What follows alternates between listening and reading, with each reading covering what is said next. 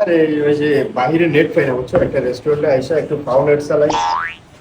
হ্যাঁ এখানে নেট স্পিডটা ভালো আছে। হ্যাঁ হ্যাঁ। এক্সকিউজ মি ভাইজান। তুমি ডিস্টার্ব করো কেন? বলতেছি না একটু কাজ করতেছি, বলে কথা বলতেছি, পরে অর্ডার দিচ্ছি, যাও যাও। না না ওই যে ওয়েটারে একটু পর পর আইসা খালি অর্ডার দেওয়ার জন্য ইয়ে করতেছে। হ্যাঁ বুঝো না, এই আর কি। আমি তো চাইনিজ রেস্টুরেন্টে অনেক দামি দামি খাবার খাই।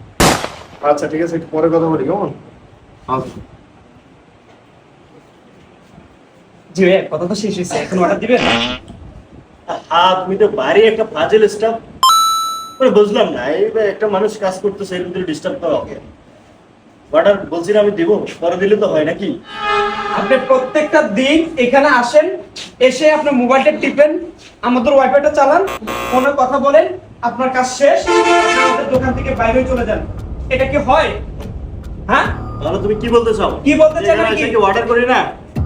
আপনার মতো ফকিন্নি প্রত্যেকদিন আমার দোকানে আসবেন, আপনি ওয়াইফাই চালাবেন, তারপর আপনার কাজ শেষ আপনি চলে যাবেন। আবার কথা বলেন আপনি। তুমি বসে দিন থাকে না, বসে আপনি স্পিরিট খেলাম, টাইগার খেলাম। আপনার মতো ফকিন্নি, আপনার তো শেষরা, আর একটা কাস্টমার আমি দেখিনি আমার দোকানে। আমার মালিককে আজকে আমি বলবো যে এরকম একটা কাস্টমার তোর মালিকের ডাক দিবে না। মালিক দোকানদারি না আপনার ভরে দেবো। আবার